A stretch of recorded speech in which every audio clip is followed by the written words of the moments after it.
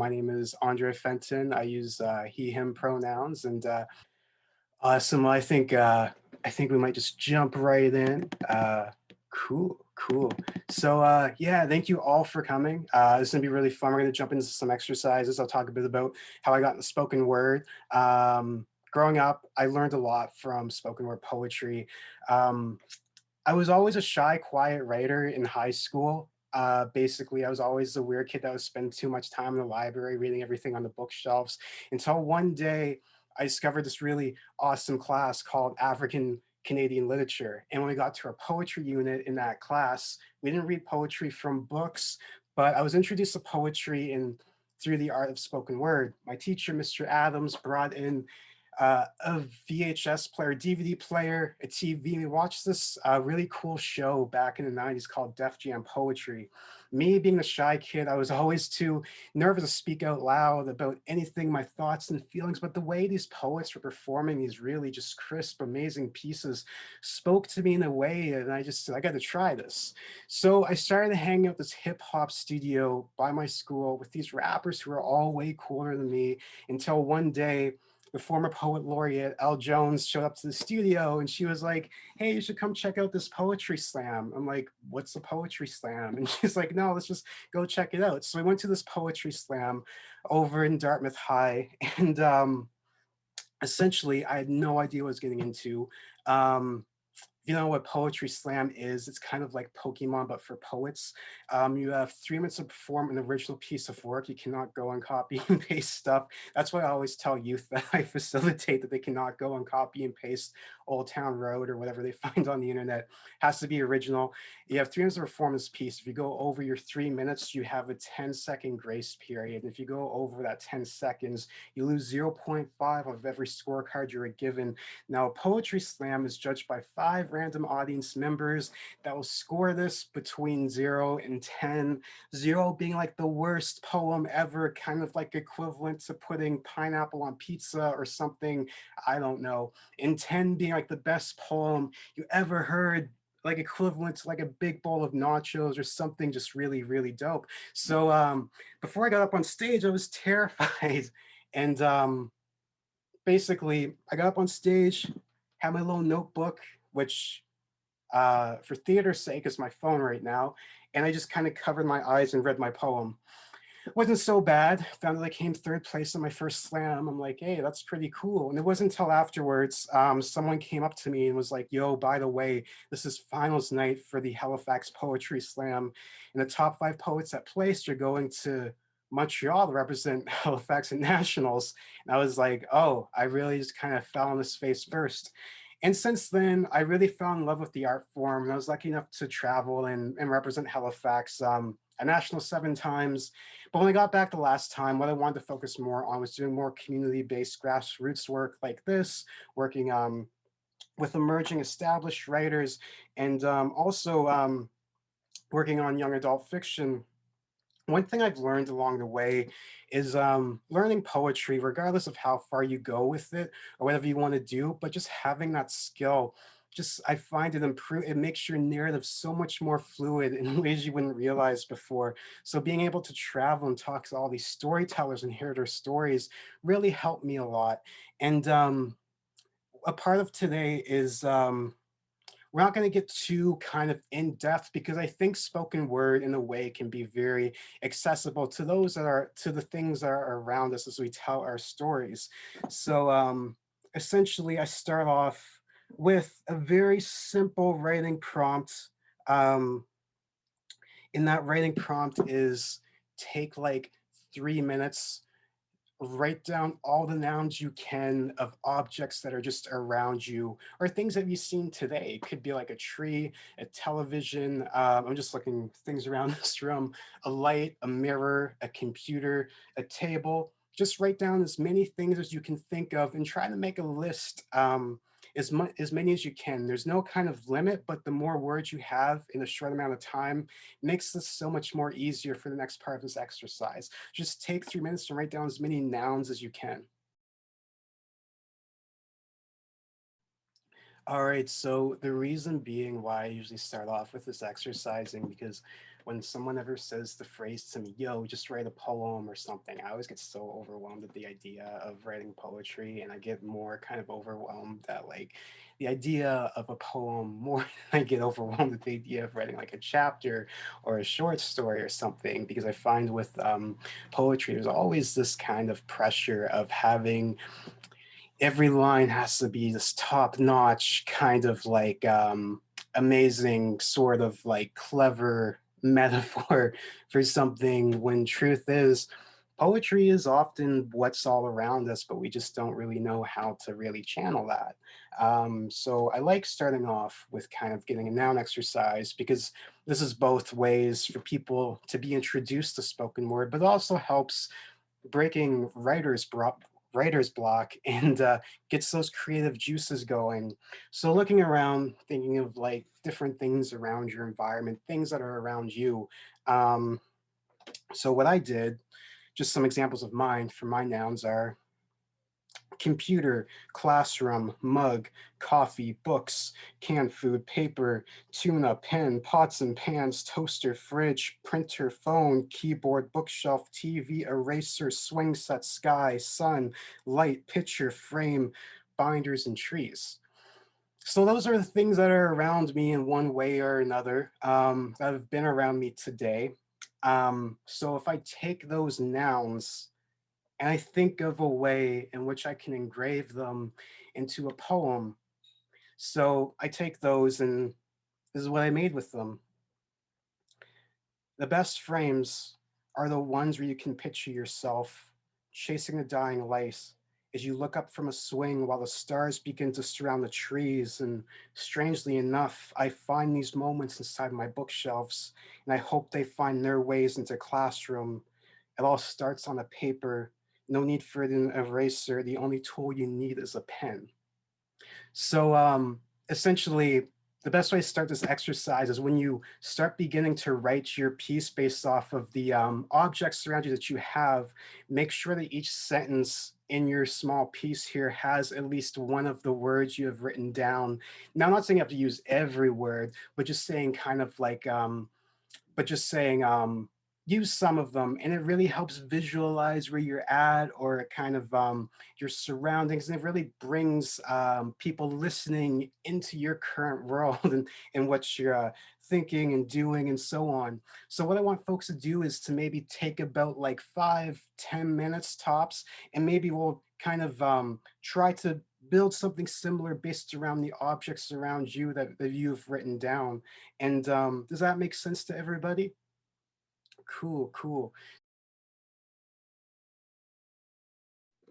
Are folks feeling okay? Is anybody possibly brave enough to share what they've got? Sure, I don't mind.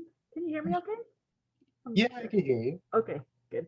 I'm using my computer mic, so okay, mine's like short.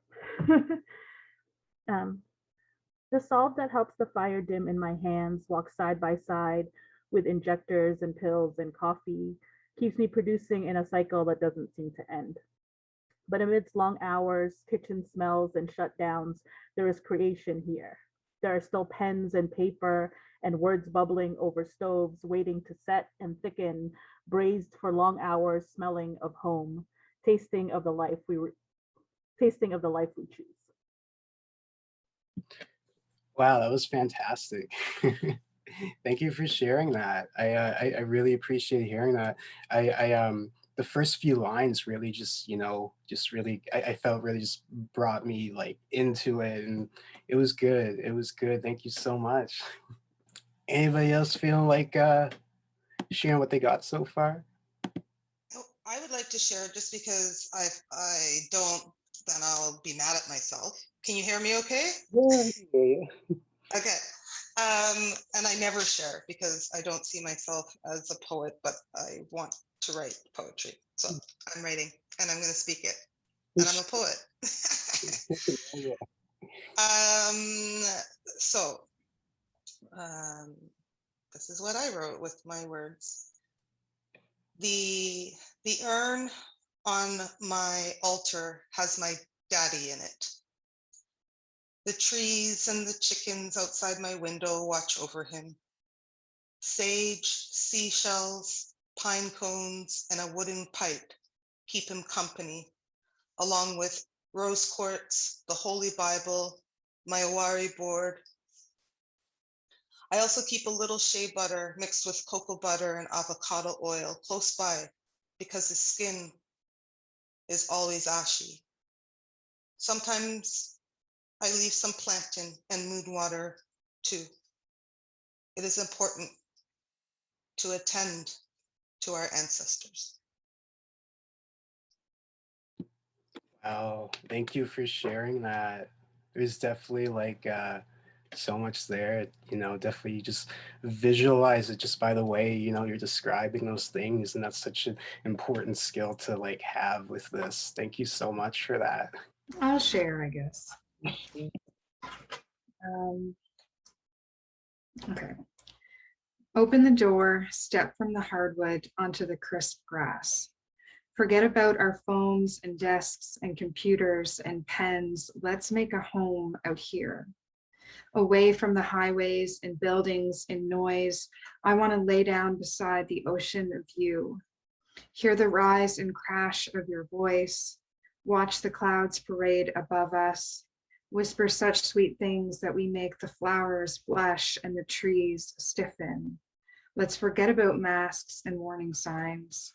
Just sit on this ledge together, unafraid to fall. That's fantastic. Oh, I definitely feel that a lot. I feel like, you know, I love the part, you know, just leave your phones, laptops, everything and just go out. I miss that so much, and definitely feel a lot. And it's good because, you know, poetry is kind of bringing that stuff to life and bringing folks into those moments and memories. You did a really great job there. Anybody else want to share? Super low pressure always. I would be down to share. Yeah. I wrote mine super fast just using the words I had, yeah, what I wrote was it's kind of a little confession. It's what it feels like. I keep waking up at 4 a.m. on my couch, realizing I fell asleep working in the night to numb and lull my brain into rest.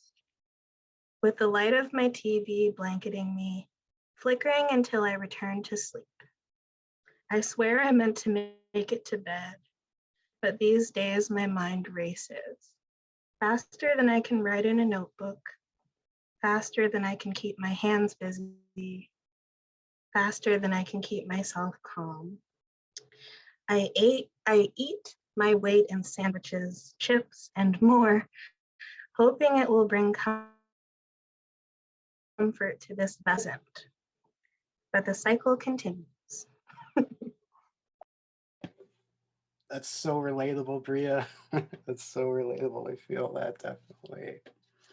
Oh, yeah. Thank you for sharing that. Definitely, I think that's like the that's kind of like the anthem of last year, if there is one. But yeah, that's really good. Thank you. Very of the times, if I must.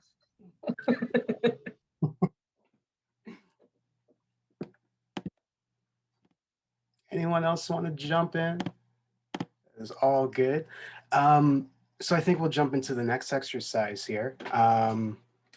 So basically, what this workshop is mainly about is the idea of resilience. And I'm kind of, well, not kind of.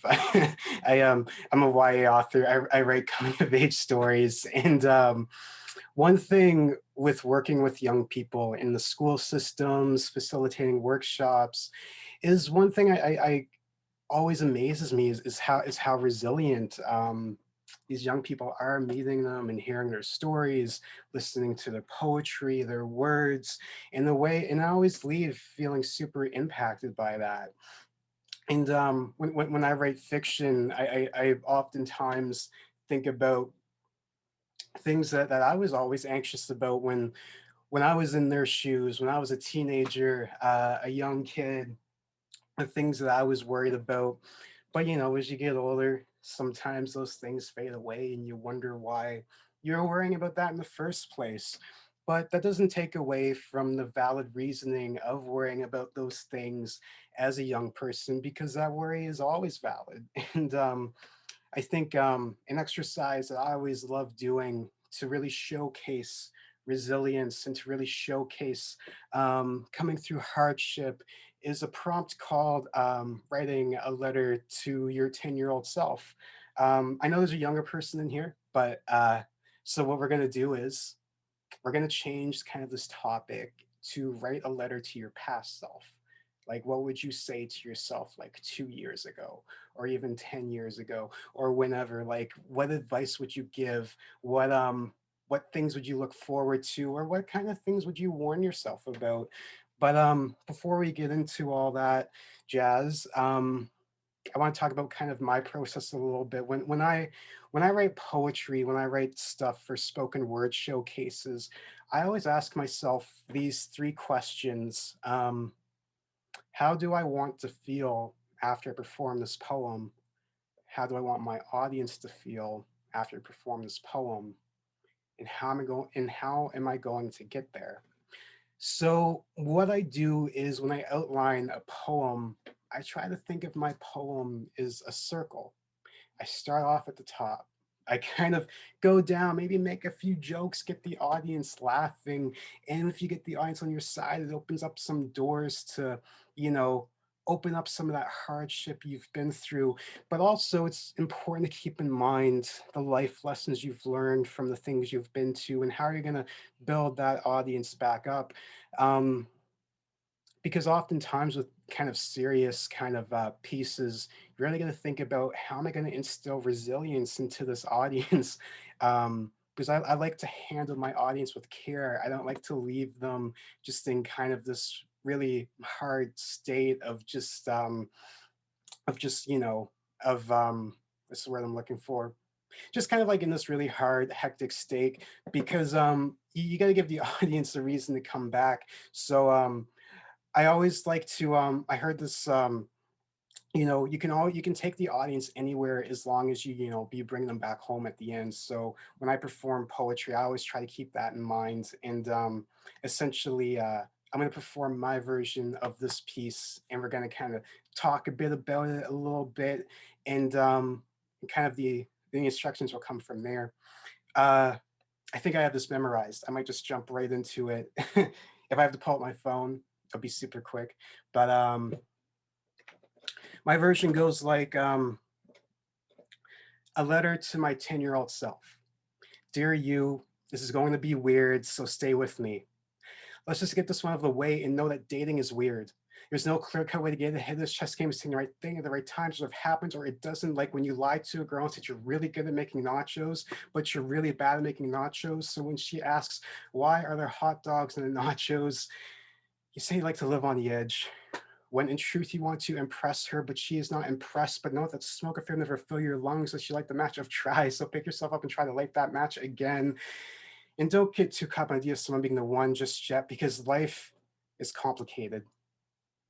But know that love is gentle. And the first time you kiss her, something in your chest will expand beyond the vastness of your imagination. And the butterflies will settle down, and the lights will go out, and the music's still loud, and your bodies are still moving to the beats. And the only way you know she's still there is her hands clasped around yours. So please, try to step on her feet. But it's not going to last forever. It's going to feel like the butterflies are slowly dying out, and your fears against the idea of isolation. So when your heart breaks, you'll realize that holding on isn't the heaviest burden, but starting to let go. I know what you like to eat, and you get bullied, and the doctor write you off like some others have, and I know that that scale is the enemy telling the truth you want to hear. And I know you keep saying you don't care, but I know that you do. Just let the terrorism, do you have a problem? Because it can be an empowering thing that makes you realize everyone in this world's out to get you, because the world can also be a healing place, not just meant for hate. So make that first step in the right direction. Now let's talk about depression. I mean, I don't expect you to know much, but they're going to be nice when you're terrified of yourself. Seek help once you realize the system is broken. You can't throw punches with your hands tied around your back. And I wish I could say this was easy, but it's not. Sometimes you have to rise even if you're trapped in the gravitational pull of your bed, but know that you are still here. You are silly, shy, sarcastic, even if you have battery powered happiness, and know that having a chemical imbalance does not mean you are broken. And know that the first time at that stage will be the first time you realize you're not alone. A switch will turn on, you'll be the brightest star in the room, going supernova against all odds. You express the constellation of your mind, and there's a certain sense of beauty and certainty. So please try to express that through your poetry. Last but not least, spend more time with your grandmother, because when she's gone, you'll wish you said those words more often, because life is this weird trying to take down the best of us, but it's a journey worth living if the right people surround you. And you only have so many spoons. You won't get that reference yet, so keep going. Pull yourself up and open a door and learn to love like it's the only language you can speak, and learn to live like it's the only thing you can do. I know it's not that easy. There'll be days you cry, those days with the arm wrestle yourself, and soon after that pain will cease fire as you learn to rebuild a spot that you call a home, with a foundation of empathy while tearing down these invisible walls of uncertainty. I guess what I'm trying to say is, I need you to believe in yourself. It's not too late to start over, but you don't have forever, because we are all only hourglasses of time. We're all running out. But I'm here to tell you that you'll be glad you had this ode to teen angst, this clown car of tall tales, this minivan of short stories, a song being sung I finally sung. You made the jump between ANNAKA of adolescence and adjustments of adulthood. You made it, but this is not a series finale, because I'm ready to tell you just got renewed for more seasons. And life is so much more than some coming of age tale, but life is a collection of short stories that we carry from our hearts, and it's up to us to share them. So I write to you that, sure, days in with darkness, but know that mornings give us light. So just breathe, soak it in, because you're gonna be all right. I guarantee it gets better. Sincerely you, the shy kid. P.S. I forgot to mention puberty, so go ask mom. Awesome. Thanks everyone for listening to that. So that's kind of a heavier piece, but it's also a comedic piece too. It's one of those pieces where you wear your heart on your sleeves, but essentially in the best advice I ever got for poems like that is sometimes you need to perform that because someone else may need to hear it. And as you can see, there are some heavy parts in the poem, but the way it ends, it brings you back home at the end. Like I started off just talking about putting hot dogs on nachos to impress somebody I liked one time, like really smooth, right? But essentially, if you can make the audience laugh, you get them on your side, and you can open up some doors for some different opportunities there to talk about other topics, like some of my insecurities growing up. One thing I was always insecure about was kind of was like things around my weight. That's what my entire first novel, Worthy of Love, is about. It's a self-portrait of my experiences as a teenager. And you get to welcome yourself into other topics such as like mental health in young people. You get to open up your other topics, like things like grief, the first time that ever comes to you, and it's so unexpected, but it's such a life-altering experience, and those things are very hard to navigate. But as you keep writing your piece, you implement them in the ways of gaining wisdom. So like, what did I learn from these 3 different topics? Thinking of like, worrying about my size all the time, worrying about like mental health, always just dreading that day when I lost my grandmother, and kind of so you're kind of at like that rock bottom moment there, and you really got to think about how you're going to build the audience back up. And as you can see, there are always going to be instances where you have to find that resilience in yourself, and you have to pull out, the things that you've learned, the acts that you've done, and what have you accomplished along that way. So as I'm bringing the audience back home, I'm kind of bringing them back into, familiar territory, letting them know that it'll always get better. You're going to grow through this. You let the world know like your resilience, you build resilience with care, and you handle your audience with care as you bring them back home at the end. And something as simple as, flipping the script, like, life is so much more than a coming of age tale, but that life is a collection of short stories that we share. And you bring them back home at the end. And I always like to end it on a little joke, like I forgot to mention puberty, so on, through all that whirlwind experience. And and that's it. That's the journey of taking that's the process of taking your audience on a journey and bring them home at the end.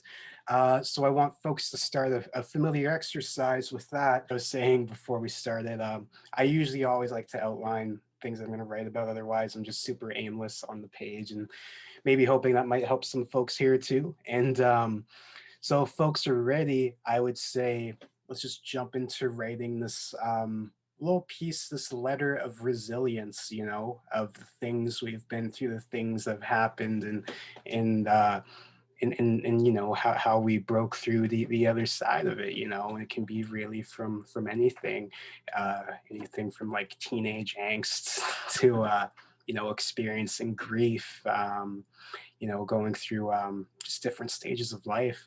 And if that makes sense to everybody, I'd say just feel free. We got about 30 minutes left, but I want to give folks some time to really write this as much as they can. So if folks have any questions, you can feel free to ask me. I just turn off my camera just because otherwise I'm just standing here and it would just look really funny. But if anybody has any questions or anything, feel free to just write them in the chat, or you can even just, straight up just ask. Either way is good with me. And I'm really excited to see what folks come up with. And yeah, talk to you all soon. All right, so let's see, maybe try to finish up your last sentence or so for this exercise. If you're not finished, that's totally okay too, because this is a type of piece you keep and you hold on to, and you never know when you might reference back to it again. I was just wondering how folks are feeling after writing a piece like this, just kind of, first thoughts or feelings, if anybody wanted to speak to that.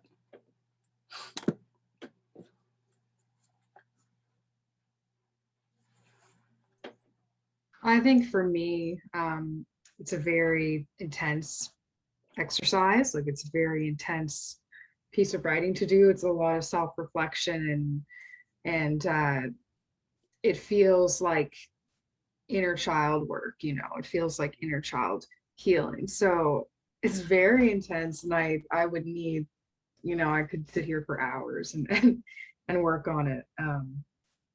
But it's been interesting. Glad to hear. It is a very intense kind of, piece to just get out. I'm not expecting anybody to like finish it or anything. This is the type of like to be continued type of poem, that you can't finish in a 2-hour workshop. But I'm really glad we got, this opportunity to sit and get what we have now. Now I'm gonna ask a really kind of scary question, if any folks would possibly want to share what they wrote, but it doesn't have to be the whole thing. Could just be like a line that you like a lot, or a piece, or it could be the whole thing if you got right now. Super low pressure though. I know these can be very delicate poems, but I just wanted to make some space for some folks if they wanted to share what they have. I'll read mine. Sure. Because I'm really scared to read it. So so yeah, I'll regret it if I don't. So what wise words that we heard earlier. So okay, I have trouble reading my own handwriting. So, letter to my younger self. Hello, you with the dark hair and the combat boots rushing along the sidewalk. Where are you? Ottawa? Probably Ottawa, when having children and a family wasn't even really a thought or even a dream, perhaps a theoretical dream on a rare occasion, which is why I want to tell you that families and children can happen by accident. You will never be ready, because were we ever really ready for anything? There are always wild cards. Beware the wild cards. Welcome the wild cards.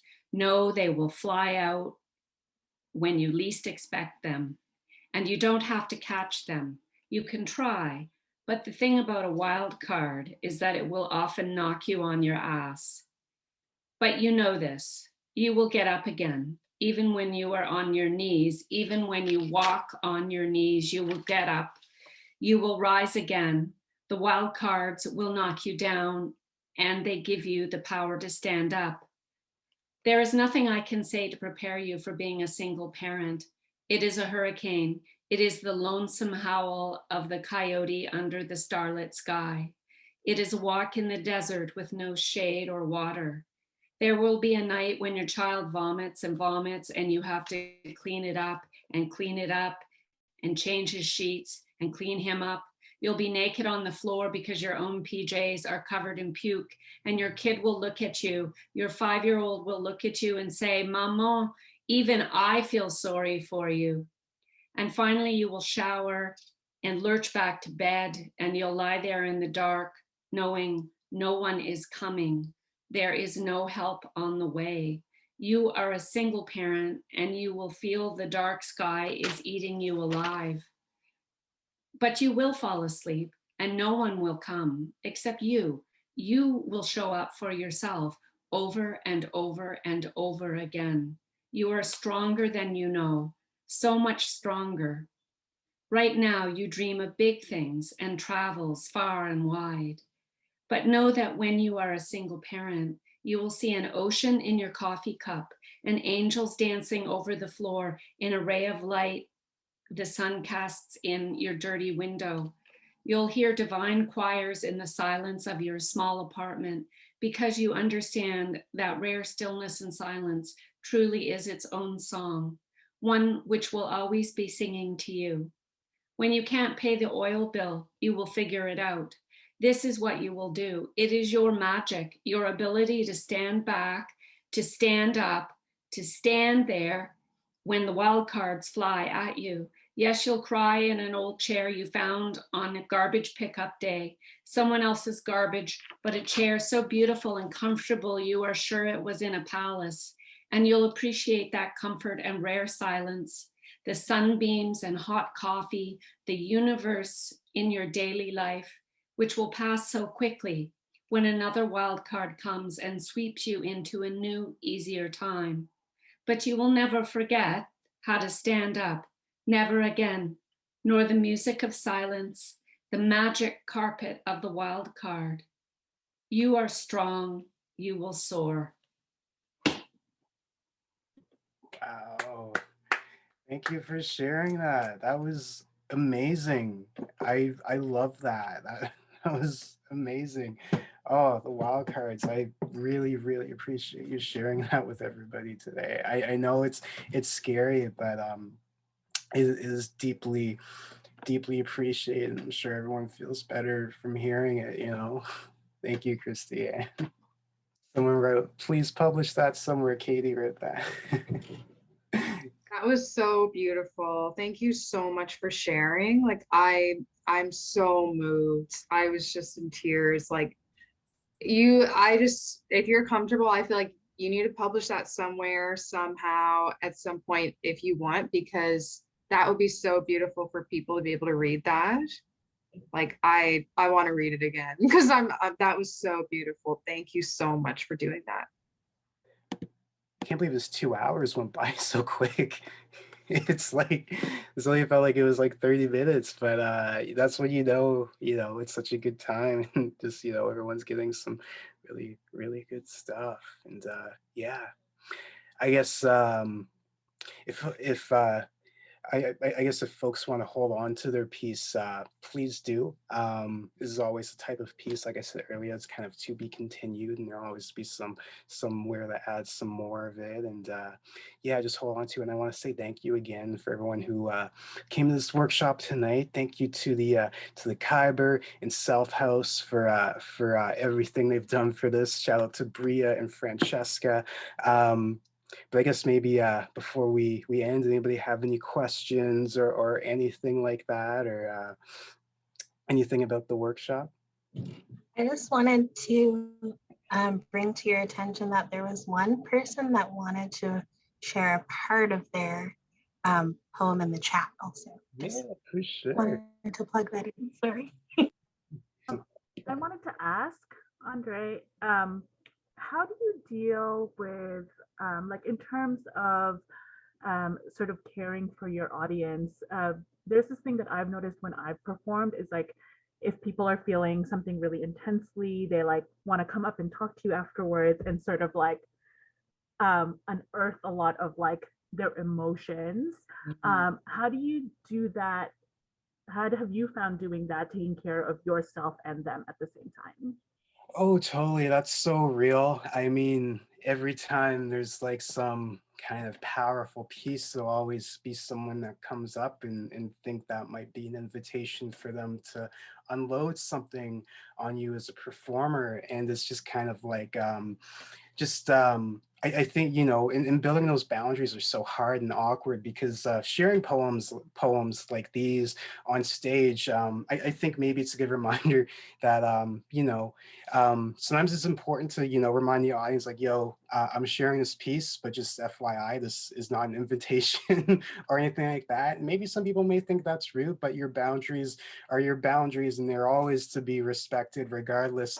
And I've definitely had that happen. And I know it's so much easier said than done, but sometimes it is okay to just be like, hey, listen, this is really valid, but I just have to step away from this. I just kind of, you know, did this performance and I just need some air, you know? And yeah, and that's super, super important. Oh, I wish I touched on that some more now that I think about it, because as a performer, those boundaries of sharing a piece of yourself are always super important. Yeah, you know, I think if you want to tell someone like, yo, I just need some space, that is super fine. If someone reacts badly to that, then they have no business coming up to you or anything to begin with, or maybe they have no business coming to the show at all, right? It's just, it's one of those things. And yeah, it is difficult to manage, but it's something I think we all should normalize in spaces of performance and art and poetry, you know? But yeah, thank you for bringing that up. I just got a request to read the poem that was shared in the chat. So it was written by a youth who is super incredible, 12 years old, stayed for this whole workshop, who I was lucky to meet through some YMCA programming that I did with my partner who used to work for the YMCA. Yeah, so I'll read this piece for us too before we're finished. And yeah, thank you also for sharing, Malika. I know it seems as though everything is too confusing, too hard. How different your skin is compared to those of your friends. How your body curves in places your friends do not. Know that your uniqueness is part of what makes you you. At a certain point, you will start to question a lot about yourself. So I need you to remember that labels are not all it's about. You may start to lose track of everything that's changing, but you are still yourself, maybe even more yourself. I know it seems as though you are too different from everyone around you.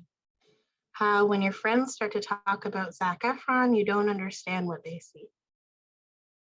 How you would rather discuss Kristen Stewart or Janelle Monáe. There is nothing wrong with you. Embrace this part of your identity. It is beautiful. Thank you, Malika. Thank you for sharing that. I'm snapping. Poetic snapping. Yeah, thank you so much, everybody, for sharing and coming. Yeah, this was great, Andre, and also congrats because you did amazing. Yeah, do we feel good to wrap up and call it a night, everybody? Thank you so much, everyone. Thank you so much, Andre. What a gift. Please stay safe, everyone, and please feel free to email us if you have any questions. or if you'd like to hear about other programming. Yeah, totally. Just stay up to date. You can follow us on social media. Yeah.